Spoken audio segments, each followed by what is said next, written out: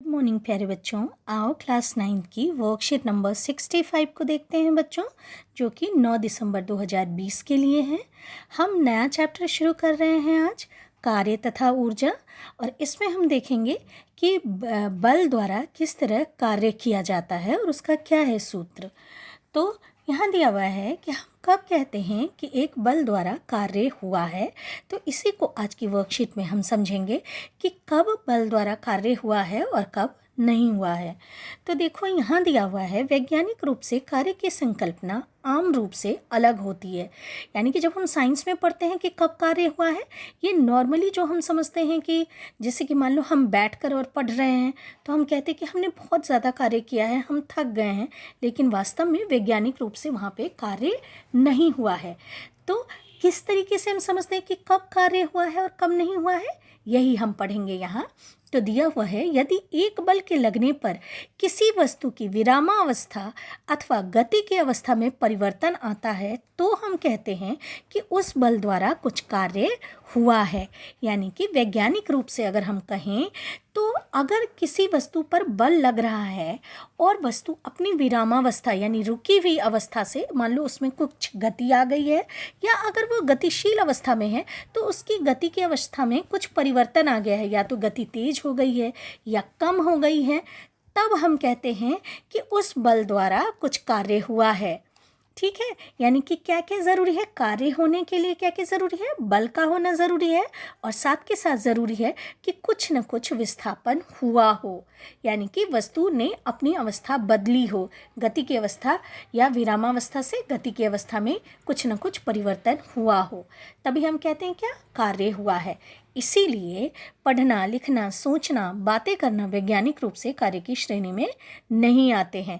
तो ये सारी चीज़ें हम करके चाहे कितने भी थक जाएं, इन सारे कार्य में क्या हो रहा है, विस्थापन नहीं हो रहा है। जैसे हम पढ़ रहे हैं तो हम बैठे बैठे अगर पढ़ रहे हैं तो क्या हो रहा है, विस्थापन नहीं हो रहा है। तो यहाँ पर क्या होगा, यहाँ पर कार्य करना हम इसे नहीं कहेंगे। तो एक नियत बल द्वारा कार्य होने के लिए परिस्थितियाँ क्या क्या होती हैं, कब हम कहेंगे कि कार्य हुआ है, कि जब वस्तु पर कोई बल लग रहा हो, यानी कि वस्तु पर कोई बल लगना चाहिए। कार्य होने के लिए सबसे पहले क्या जरूरी है, वस्तु पर बल लगना चाहिए, या फिर क्या होना चाहिए, वस्तु विस्थापित होनी चाहिए, यानी वस्तु का कुछ न कुछ विस्थापन होना चाहिए। ये दोनों ही होने चाहिए जब हम कहेंगे कि वैज्ञानिक रूप से कार्य हो रहा है। अब इसीलिए यहाँ दिया हुआ है, यदि इनमें से कोई भी परिस्थिति पूरी नहीं होती है तो कार्य नहीं किया गया। यानी कि दोनों होना चाहिए, बल भी होना चाहिए यानी कि F, बल भी होना चाहिए, और विस्थापन यानी कि S, विस्थापन भी होना चाहिए, यानी कि बल और विस्थापन दोनों ही होना चाहिए कार्य को पूर्ण करने के लिए। अब देखो यहाँ आपके क्या दिया हुआ है, कुछ उदाहरण जहाँ कार्य नहीं होता, कि जहाँ हम थक भी जा रहे हैं लेकिन वैज्ञानिक रूप से हम कहेंगे कि वहाँ पर कार्य नहीं हुआ है। जैसे देखो, जैसे यह व्यक्ति है, ये दीवार को क्या कर रहा है, धकेल रहा है, लेकिन क्या हुआ है, दीवार क्या विस्थापित हुई है, क्या दीवार यहाँ से यहाँ चली आई है, नहीं आई है। तो इसीलिए यहाँ पर बल तो लग रहा है लेकिन विस्थापन क्या हो रहा है, नहीं हो रहा, इसीलिए कार्य नहीं होगा। क्योंकि अभी हमने पढ़ा था कि कार्य होने के लिए क्या होना चाहिए, कार्य होने के लिए बल और विस्थापन दोनों होना चाहिए, है ना। उसके बाद एक विद्यार्थी का अपने बस्ते के साथ एक स्थान पर खड़े होना। अब वो विद्यार्थी है, देखो अगर वो सामान के साथ यहाँ पर मान लो खड़ा है ये व्यक्ति, तो यहाँ पर क्या हो रहा है, ये खड़ा है, इस पर क्या हो रहा है, बल तो लगा रहा है, बल तो लग रहा है इस पे, लेकिन क्या हो रहा है, ये खड़ा है, इसका विस्थापन नहीं हो रहा, तो यहाँ पर भी क्या होगा, कार्य नहीं होगा। उसी तरीके से देखो, ये वेट लिफ्टर है, इसने वेट इसको उठाया हुआ है, पर उठाया तो है, बल तो लग रहा है, लेकिन क्या हो रहा है, इसका कोई विस्थापन नहीं हो रहा। तो इस तीनों में ही क्या हो रहा है, बल तो लग रहा है लेकिन विस्थापन नहीं हो रहा, इसीलिए यहाँ पर कार्य नहीं हम कहेंगे होना। वैज्ञानिक रूप से यहाँ पर क्या हो रहा है, कार्य नहीं हो रहा है। इस तरीके से यहाँ पर दिया हुआ है, सिनेमा देखना या बातें करना, ये सभी कार्य नहीं होना कहते हैं हम, क्योंकि यहाँ पर भी वैज्ञानिक रूप से कार्य नहीं हो रहा है। उसके बाद दिया हुआ एक बल द्वारा किए गए कार्य का गणितीय परिमाण। हम कैसे गणितीय रूप से निकालेंगे कि कार्य का गणितीय रूप क्या है उसका फॉर्मूला। तो यहाँ देखो, एक बल द्वारा किया गया कार्य W द्वारा प्रदर्शित किया जाता है। हम कार्य को किससे लिखते हैं, W से लिखते हैं, कैपिटल W से। उसके बाद दिया हुआ एक बल द्वारा किए गए कार्य का परिमाण वस्तु पर लगे बल और उस पर हुए विस्थापन द्वारा प्रदर्शित किया जाता है, जो बल तथा विस्थापन के गुणनफल के बराबर होता है। तो जो किसी भी बल के कारण जो हमारा क्या हुआ है, विस्थापन हुआ है, और उसके कारण जो कार्य हुआ है यानी W, ये कैपिटल W, उसको किस तरीके से हम निरूपित करते हैं, तो W equal to F into S, यानी कि W बराबर कार्य बराबर होता है किसका, बल तथा विस्थापन का गुणनफल। ठीक है, तो याद रखेंगे कार्य बराबर क्या होता है, बल गुणे विस्थापन। उसके बाद आपके दिया हुआ है क्या, कि जब किसी वस्तु पर बल किसी कोण से लगता है तब किया गया कार्य होता है W equal to F S cos theta. अब ये जो कॉस थीटा है ये आपके लिए नया टर्म है, तो अभी आप इसको कि आप बाद में याद तो रखेंगे, पर ये कैसे हुआ है ये आप बड़ी क्लास में पढ़ेंगे बच्चों। तो अगर मान लो बल 90 डिग्री पे नहीं लग रहा, अगर किसी कोण से लग रहा है, जैसे कि हम ट्रॉली को खींचते हैं तो हम बल क्या लगा रहे होते हैं, एक कोण से लगा रहे होते हैं, तो उस समय जो हमारा जो कार्य होता है उसका फॉर्मूला होता है, उसका सूत्र होता है एफ एस कॉस थीटा। आपके लेवल पे कॉस थीटा, थीटा यानी कि जिस एंगल से हम उसको खींच रहे हैं, जिस कोण से हम उसको खींच रहे हैं। मान लो ये हमारी वस्तु है, हम इसको ऐसे फोर्स लगा रहे हैं, बल हम ऐसे लगा रहे हैं, तो धरती के साथ ये कुछ कोण बना रहा है ना, तो यही है थीटा। तो इसको आप जब निकालोगे आपके लेवल पे दिया हुआ होगा, कोण का मान दिया हुआ होगा, आपको बस यहाँ पर डालना होगा और आप बल, कार्य, बल और विस्थापन और कॉस थीटा की वैल्यू दी हुई होगी, मान दिया हुआ होगा, और उस हिसाब से आप क्या निकाल पाएंगे, कार्य निकाल पाएंगे। अब दिया हुआ है कार्य क्या है, एक अदिश राशि है जिसमें कि क्या होता है, सिर्फ परिमाण होता है, दिशा नहीं होती है। आपने पहले भी पढ़ा है अदिश और सदिश राशि। तो अदिश राशि ऐसी राशियाँ होती हैं जिनका कि सिर्फ मान होता है, वैल्यू होती है, और उसमें कोई दिशा नहीं होती, यानी कि किधर की तरफ वो लग रहा है उसको हम नहीं बताते। लेकिन जो सदिश राशि होती है उसमें परिमाण के साथ साथ दिशा भी होती है। जैसे बल है, बल एक सदिश राशि है, यानी हम ये कहते हैं कि बल अगर 5 न्यूटन का बल लग रहा है तो किस दिशा में लग रहा है, यानी हम दिशा के साथ साथ परिमाण भी बताते हैं सदिश राशि में। लेकिन जो कार्य है वो क्या है, अदिश राशि है, यानी इसमें सिर्फ परिमाण होता है, इसमें दिशा नहीं होती है। कार्य का मात्रक क्या होता है, न्यूटन मीटर होता है, और 1 न्यूटन मीटर बराबर 1 जूल होता है, याद रखोगे आप। अब 1 जूल को हम कैसे परिभाषित करेंगे, तो 1 जूल को यहाँ देखो दिया हुआ है, परिभाषित किया गया है कि यदि 1 न्यूटन बल द्वारा किसी वस्तु को 1 मीटर विस्थापित किया जा सके तो उस पर किए गए कार्य की मात्रा 1 जूल कहलाती है। देखो हमने यहाँ देखा था ना W equal to F S, है ना, F इंटू एस। अब देखो इसका मात्रक होता है न्यूटन और इसका मात्रक क्या होता है, मीटर। तो हम और अब इसीलिए इसका मात्रक क्या है, 1 जूल है। अगर हम 1 जूल को, जूल है मतलब 1 जूल को अगर हमें बताना है कि 1 जूल कार्य का मतलब क्या होता है, तो हम कहेंगे कि 1 जूल कार्य हम तब कहते हैं जब किसी वस्तु पर 1 न्यूटन का बल लगता है और वह वस्तु 1 मीटर विस्थापित हो जाती है, तब हम कहते हैं कि उस वस्तु पर 1 जूल कार्य किया गया है। अब यहाँ 1 जूल बराबर क्या हुआ, 1 न्यूटन गुने 1 मीटर, ये क्या हुआ 1 न्यूटन और ये 1 मीटर, ठीक है। उसके बाद बच्चों देखो यहाँ दिया हुआ है धनात्मक, ऋणात्मक और शून्य कार्य। कब हम कहते हैं कि कार्य धनात्मक है, ऋणात्मक है, और कब कार्य 0 हुआ है, शून्य हुआ है।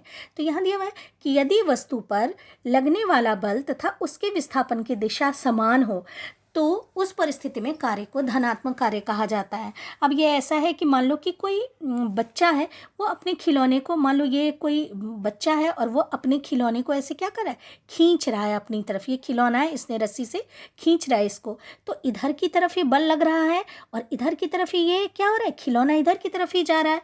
तो जब दोनों की दिशा, बल की दिशा और विस्थापन की दिशा समान होती है, तब हम कहते हैं वैसे कार्य को क्या कहते हैं, धनात्मक कार्य कहते हैं। ठीक है, एग्जाम्पल भी आपने देख लिया एक बच्चे के का खिलौने को खींचना, एक चुंबक का लोहे को अपनी ओर खींचना। तो यहाँ क्या है, यहाँ बल और विस्थापन दोनों की दिशा क्या है, एक समान है। तो यहाँ पर कार्य क्या हो रहा है, धनात्मक कार्य हो रहा है।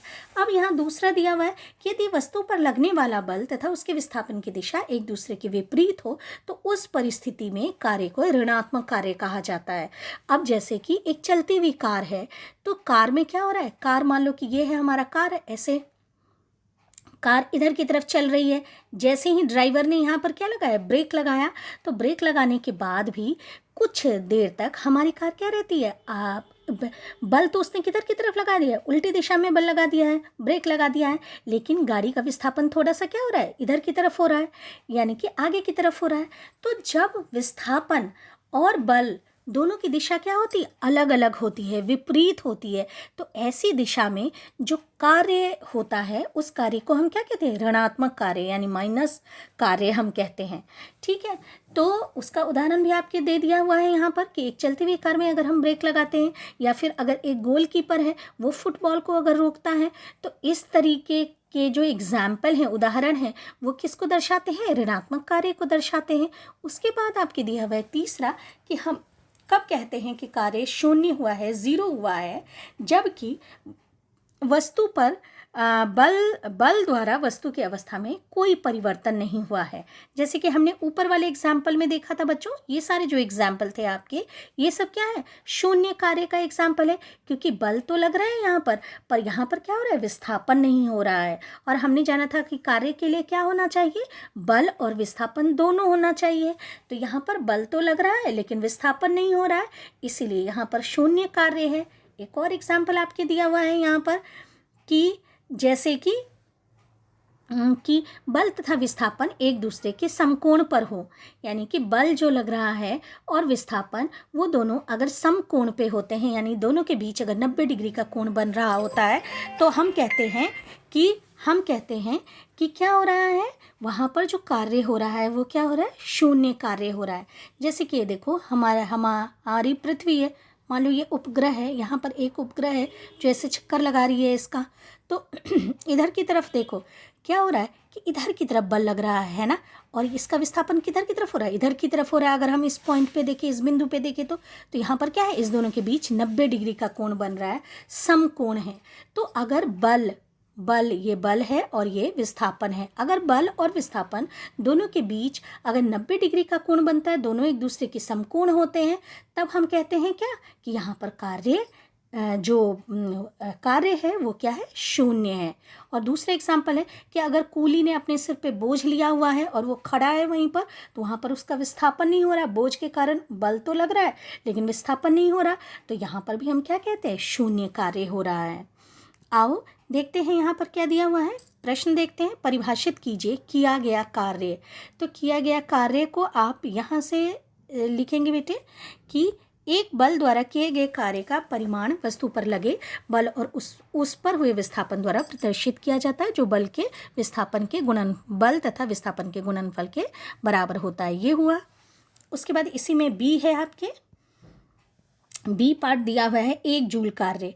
तो 1 जूल कार्य को आप यहाँ से लिखेंगे, यहाँ से यहाँ तक लिखेंगे आप, ठीक है। उसके बाद सेकंड क्वेश्चन है, वैज्ञानिक रूप से कार्य होने की परिस्थितियाँ या दशा बताइए। तो वैज्ञानिक रूप से कार्य होने के लिए क्या क्या होना चाहिए, तो यहाँ देखो ये दिया हुआ है आपके, एक नियत बल द्वारा कार्य होने के लिए परिस्थितियाँ, ये पूरा होना चाहिए यहाँ से लेकर यहाँ तक। क्वेश्चन 2 का आंसर हो गया ये। उसके बाद थर्ड क्वेश्चन है आपके क्या, यदि 5 न्यूटन बल के प्रयोग से एक भार को 2 मीटर तक विस्थापित किया जाता है, तो किए गए कार्य की मात्रा ज्ञात कीजिए। तो हम जानते हैं किया गया कार्य बराबर क्या होता है, W इक्वल टू क्या होता है, F इंटू एस। F आपके दिया हुआ है, यानी कि बल हमारे दिया हुआ है कितना, 5 न्यूटन, हमारा विस्थापन S दिया हुआ है कितने, 2 मीटर। तो यहाँ पे W बराबर क्या होगा, F इंटू एस, यानी कि 5 गुणे 2, यानी कि 10 न्यूटन मीटर, या फिर जूल, या फिर क्या होगा 10 जूल। ये हो जाएगा आपका आंसर। ये किसका आंसर हो गया, क्वेश्चन 4 का आंसर हो गया बच्चों। उसके बाद क्वेश्चन 5 आपके क्या कह रहा है, एक नियत बल द्वारा किया गया कार्य का मात्रक लिखिए। तो एक नियत बल द्वारा किए गए कार्य का मात्रक क्या होता है, 1 न्यूटन मीटर होता है। 1 न्यूटन मीटर या फिर और क्या होता है, एक जूल होता है। ठीक है बच्चों, इस तरीके से आपकी वर्कशीट खत्म होती है।